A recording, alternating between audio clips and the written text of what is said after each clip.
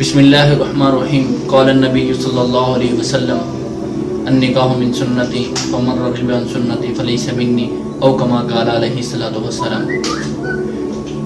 ناظرین محترم، آج ایک مختصر سا لیکن اہم پیغام لے کر حاضر خدمت ہوں۔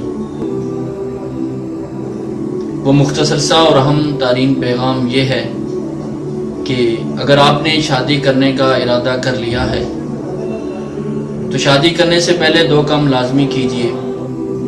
نمبر ایک کہ ہم اپنے ہم سفر میں ہم پازیٹیو اور اچھا اور بہت ساری خوبیاں ڈھونڈتے ہیں، ان خوبیوں سے ڈھونڈنے سے پہلے جو آپ چاہتے ہیں کہ وہ خوبیاں دوسرے میں جو آپ کا ہم سفر بننے والا ہے اس میں موجود ہوں، وہ ساری کی ساری خوبیاں پہلے اپنے اندر لائیے۔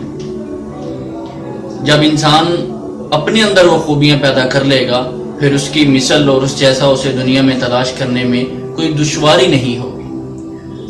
دوسرا اور اہم کام یہ ہے کہ یہ دنیا کا تجربہ ہے، دنیا گھوم کر دیکھ لیں کہ وہ شادیاں کبھی کامیاب نہیں ہوتی جو بینک بیلنس دیکھ کر یا نوکری یا بیرون ملک کے ویزے دیکھ کر کی جاتی ہیں، وہ کبھی بھی کامیاب نہیں ہوتی۔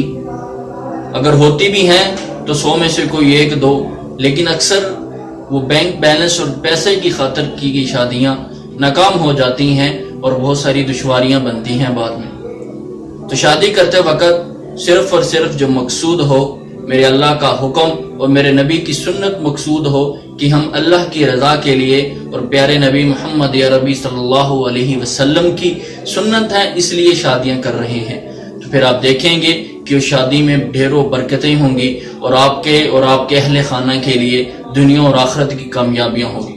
تو حضرات من، شادی کرنے سے پہلے ان دو باتوں کا خیال رکھیے، انشاءاللہ زندگی باقی، ملاقات باقی۔ وآخر دعوانی الحمدللہ رب العالمین۔